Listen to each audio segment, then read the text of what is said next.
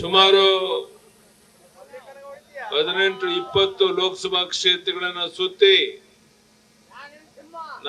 ಸುಮ್ನೆ ಇರೋ, ನಾನಿವತ್ತು ಇಲ್ಲಿಗೆ ಬಂದಿದ್ದೇನೆ.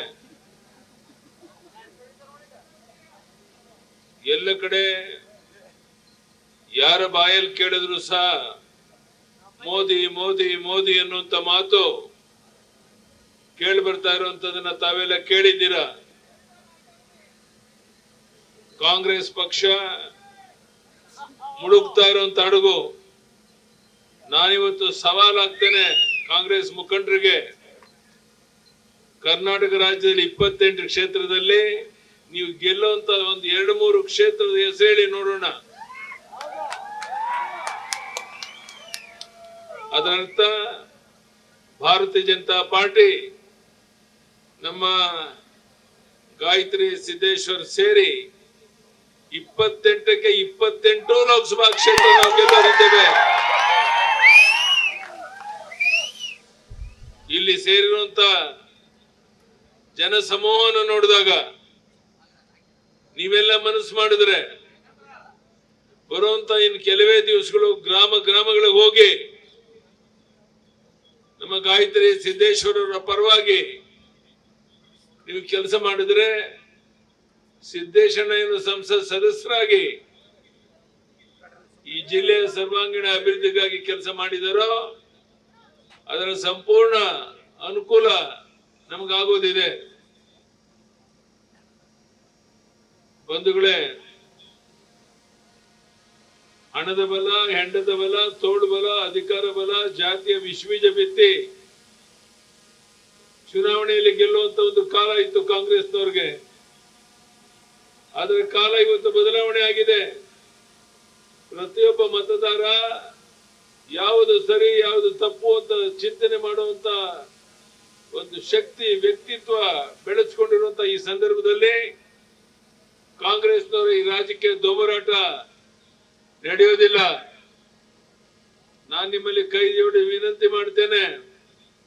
ತಮಗೆ ಗೊತ್ತಿರಬಹುದು, ನಮ್ಮ ಪ್ರಧಾನಿ ನರೇಂದ್ರ ಮೋದಿಜಿಯವರು ಕಳೆದ 10 ವರ್ಷದಲ್ಲಿ ದೇಶ ವಿದೇಶಗಳಿಗೆ ಹೋಗಿ ಬಂದ್ರು ಸಹ ಒಂದು ದಿವಸ ವಿಶ್ರಾಂತಿ ತಗೊಂಡಿಲ್ಲ. ಒಂದು ದಿವಸ. ಅಂತ ಮಹಾನ್ ನಾಯಕ ನಮ್ಮ ಪ್ರಧಾನಿ ನರೇಂದ್ರ ಮೋದಿಜಿಯವರು. ನರೇಂದ್ರ ಮೋದಿಜಿಯವರು ಕಳೆದ 10 ವರ್ಷದಲ್ಲಿ ಒಂದು ದಿನ ವಿಶ್ರಾಂತಿ ತಗೊಳ್ಳದೆ ಕೆಲಸ ಮಾಡಿರ್ಬೇಕಾದ್ರೆ ನಾನು ನಿಮ್ಮಲ್ಲಿ ಕೈ ಜೋಡಿಸಿ ಪ್ರಾರ್ಥನೆ ಮಾಡ್ತೇನೆ, ಚುನಾವಣೆ ಮುಗಿಯೋವರೆಗೆ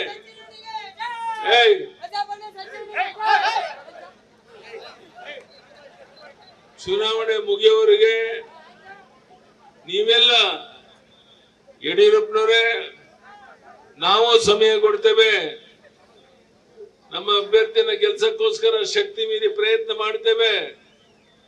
ಈ ಭರವಸೆಯನ್ನು ಕೊಡೋರೆಲ್ಲ ಕೈ ಎತ್ತಿ ನೋಡೋಣ ಒಂದ್ಸಾರಿ. ಈ ಕೆಲಸವನ್ನ ನೀವು ಮಾಡಿದ್ರೆ ನಮ್ಮ ಶ್ರೀಮತಿ ಗಾಯತ್ರಿ ಸಿದ್ದೇಶ್ವರ್ ಅವರು 1.5-2 ಲಕ್ಷ ಅಂತರದಲ್ಲಿ ಗೆಲ್ಲೋದು 100ಕ್ಕೆ 100 ಸತ್ಯ. ಸೂರ್ಯ ಚಂದ್ರನದು ಎಷ್ಟು ಸತ್ಯನೋ ಅಷ್ಟೇ ಸತ್ಯ ನಮ್ಮ ಶ್ರೀಮತಿ ಗಾಯತ್ರಿ ಸಿದ್ದೇಶ್ವರ್ ಅವರು ಗೆಲ್ಲುವಂತದ್ದು. ರಾಜಕೀಯ ದೊಂಬರಾಟ ನಡೆಯೋದಿಲ್ಲ ಕಾಂಗ್ರೆಸ್ನವ್ರದ್ದು. ಈಗ ರಾಜ್ಯದ ಜನ ಇವತ್ತು ಜಾಗೃತರಾಗಿದ್ದಾರೆ. ಮತ್ತೊಮ್ಮೆ ಮೋದಿ ಸರ್ಕಾರದ ಸಂಕಲ್ಪದೊಂದಿಗೆ ವಿಕಸಿತ ಭಾರತಕ್ಕಾಗಿ ವಿಕಸಿತ ದಾವಣಗೆರೆ ನಿರ್ಮಾಣ ಧ್ಯೇಯದೊಂದಿಗೆ ನಾವೆಲ್ಲ ಮುನ್ನಡೆಯಬೇಕಾಗಿದೆ. ಪ್ರಧಾನಿ ನರೇಂದ್ರ ಮೋದಿಜಿಯವರ ನಾಯಕತ್ವದಲ್ಲಿ ನಮ್ಮ ದಾವಣಗೆರೆ ನಗರ, ಜಿಲ್ಲೆ ಸೇರಿದಂತೆ ನಮ್ಮ ರಾಜ್ಯದ ಕಳೆದ 10 ವರ್ಷಗಳಲ್ಲಿ ಅಭೂತಪೂರ್ವದ ಪ್ರಗತಿ ಕಂಡಿದೆ. ಅದು ರೈಲ್ವೆ ಸೇವೆ ಇರಲಿ, ಸಾವಿರಾರು ಕಿಲೋಮೀಟರ್ ಹೆದ್ದಾರಿಗಳಿರಲಿ, ಮೂಲಭೂತ ಸೌಕರ್ಯಗಳಿರಲಿ,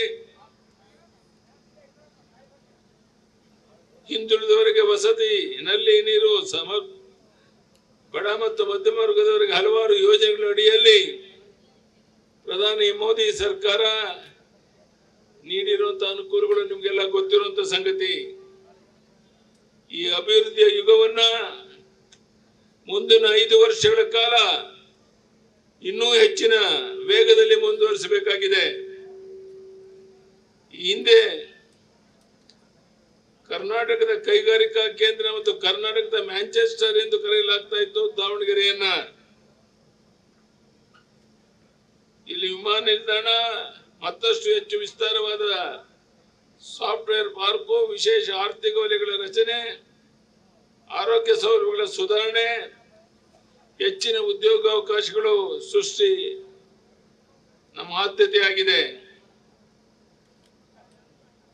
ನೆಚ್ಚಿನ ಪ್ರಧಾನಿ ನರೇಂದ್ರ ಮೋದಿಯವರ ಪ್ರತಿನಿಧಿಯಾಗಿ ಇಲ್ಲಿ ನಮ್ಮ ಪಕ್ಷದ ಅಭ್ಯರ್ಥಿ ಆಗಿರುವಂತ ಶ್ರೀಮತಿ ಗಾಯತ್ರಿ ಸಿದ್ದೇಶ್ವರನ ದಾಖಲೆ ಅಂತರದಿಂದ ಗೆಲ್ಲಿಸಿ ಕಳಿಸ್ಕೊಡ್ಬೇಕು ಅಂತ ನಿಮ್ಮಲ್ಲಿ ಕೈ ಜೋಡಿಸಿ ಪ್ರಾರ್ಥನೆ ಮಾಡಕ್ಕೆ ಇಲ್ಲಿಗೆ ಬಂದಾಗ ಈ ಉರಿ ಬಿಸಿಲಿನ ಬಂದೇಲೂ ಸಹ ಇಷ್ಟು ತಡವಾಗಿ ಬಂದು ಇಷ್ಟು ದೊಡ್ಡ ಸಂಖ್ಯೆಯಲ್ಲಿ ತಾವೆಲ್ಲ ಸೇರಿದ್ದೀರಾ.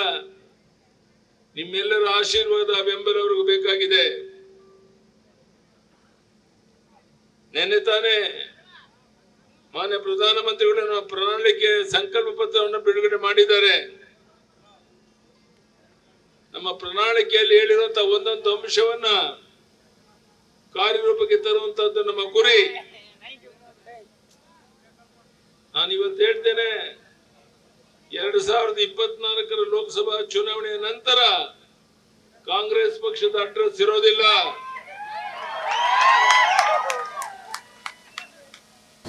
ಅನುಕ್ಷಣದ ಸುದ್ದಿಗಳಿಗಾಗಿ ವಿಸ್ತಾರ ನ್ಯೂಸ್ ಯೂಟ್ಯೂಬ್ ಚಾನೆಲ್ ಸಬ್ಸ್ಕ್ರೈಬ್ ಮಾಡಿ.